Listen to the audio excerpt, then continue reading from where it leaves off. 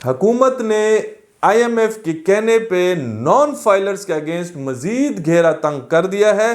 नई SRO क्या है, आए जानने की कोशिश करते हैं। नजरीन कराम, अस्सलाम वालेकुम वरहमतुल्लाहि वबरकातुहू। हज़ारों दरूद सलाम हमारे खातमुन नबीन सरवर कायनात सरवर दो आलम पर सल्लल्लाहु ताला अलैहि वसल्लम पर। आज की वीडियो का टॉपिक आपको मालूम हो चुका है, लेकिन अगर आप हमारे चैनल पे नए हैं तो नीचे दिए गए सुर्ख बटन को जरूर प्रेस करें, चैनल को सब्सक्राइब करें, वीडियो अगर पसंद आए तो लाइक करें। चलिए शुरू करते हैं आज की वीडियो। जिस तरह आपको मालूम है कि हुकूमत IMF के साथ आया दिन मज़ाकरात कर रही है नया कर्ज लेने के लिए। अब जो हुकूमत ने जब डील की IMF के साथ, तो IMF ने जो लेटेस्ट शराइत रखे थे उसमें जो सबसे बड़ा शर्त है वो यही है कि जो नॉन फाइलर्स हैं, किसी तरह उन नॉन फाइलर्स को आप एक्टिव टैक्स पेयर लिस्ट के ऊपर लाएं, यानी उनको फाइलर बनाएं। और उसके लिए हुकूमत को कहा गया कि आप उसके लिए जो भी इक़दामात कर सकते हैं वो बरूए कार लाएं। ये ज़रूरी है कि डेवलप्ड कंट्रीज़ की तरह आपका हर शहरी भी ATL लिस्ट के ऊपर यानी एक्टिव टैक्स पेयर लिस्ट के ऊपर होना चाहिए।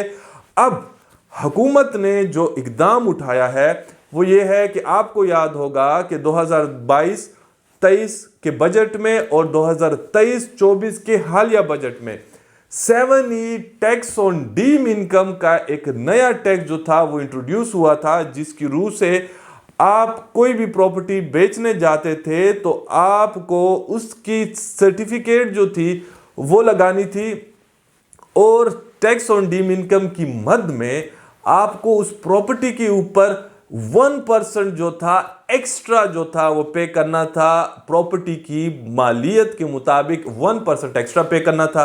अब हुकूमत ने क्या किया, लेकिन उस सेक्शन 7E में कुछ एग्जेम्पशंस भी थी। कुछ प्रॉपर्टीज और कुछ लोग ऐसे थे कि जो उस टैक्स से एग्जेम्प्टेड थे।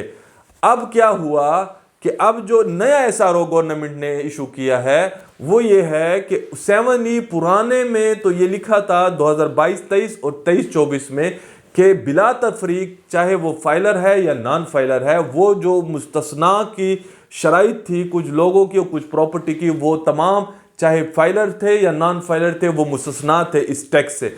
अब इस नए SRO के मुताबिक अब ये जान लें कि अगर आप नॉन फाइलर हैं या आपका क्लाइंट नॉन फाइलर है तो किसी तौर भी 7E के टैक्स से बच नहीं सकता, चाहे उस सेक्शन के अंदर उसकी एग्जेम्पशन क्लॉजेस लिखे हों।